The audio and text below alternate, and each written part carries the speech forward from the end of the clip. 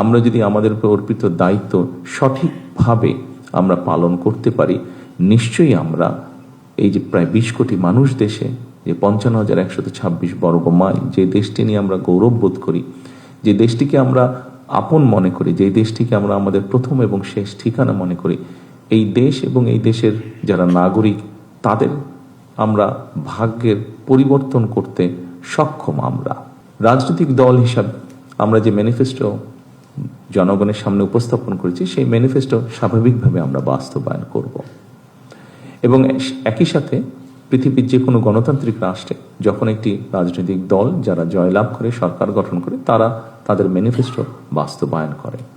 তবে এই ম্যানিফেস্টোকে যদি আমাদের বাস্তবায়ন করতে হয়, খুব স্বাভাবিকভাবে আপনারা যারা প্রজাতন্ত্রের যারা কর্মকর্তা এবং কর্মচারীবৃন্দ, অবশ্যই আপনাদের সহযোগিতা প্রয়োজন। যেই বিষয়টিকে আমরা অ্যাড্রেস করতে চাই, যেভাবেই হোক, এই বিষয়টি আমাদের সকল ব্যবস্থাকে, সমাজের সকল ব্যবস্থা, রাষ্ট্রের সকল ব্যবস্থাকে অনেক পিছিয়ে দিয়েছে, অনেক ক্ষেত্রে ধ্বংসের দ্বার প্রান্তে নিয়ে গিয়েছে। সেটি হচ্ছে দুর্নীতি। একটি বিষয় আছে, যেই বিষয়টিকে আমাদেরকে অবশ্যই অ্যাড্রেস করতে হবে। কিন্তু এই বিষয়টিকে একটি রাজনৈতিক দল হিসাবে, সরকার হিসাবে যদি আমরা অ্যাড্রেস করতে চাই, অবশ্যই আপনাদের মতন মানুষ যারা আছেন তাদের সহযোগিতা, তাদের 100% সহযোগিতা ছাড়া আমাদের পক্ষে সেটি সম্ভব হবে না। এবং আমি আমার রাজনৈতিক সরকারের পক্ষ থেকে আমি দৃঢ়ভাবে বিশ্বাস করতে চাই, এখানে উপস্থিত যে সকল প্রজাতন্ত্রের কর্মকর্তা কর্মচারীবৃন্দ আছেন, আপনাদের পূর্ণ সহযোগিতা আমরা ইনশাল্লাহ পাবো, এটি আমরা দৃঢ়ভাবে বিশ্বাস করি। আপনাদের সকল কাছে আমার অনুরোধ থাকবে যে অবশ্যই আপনার স্ব অবস্থান থেকে যেখানে গোপনীয়তার বিষয় থাকবে, সেখানে দয়া করে আপনারা রাষ্ট্রের স্বার্থে, জনগণের স্বার্থে গোপনীয়তা রক্ষা করবেন।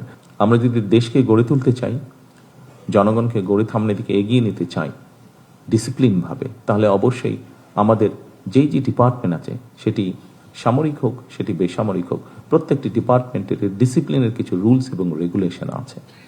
আমার প্রত্যাশা থাকবে আপনাদের কাছে সেই রুলস এবং রেগুলেশনগুলো ডিসিপ্লিনের ক্ষেত্রে আমরা কঠোরভাবে মেনে চলার চেষ্টা করব। স্ব অবস্থান থেকে সচেতন হই, অবস্থান থেকে যদি আমরা কাজ করি, অবশ্যই আমরা একটা অবদান রাখতে পারবো এই দেশ গঠনের, এই সমাজ গঠনে, এই রাষ্ট্র গঠনের।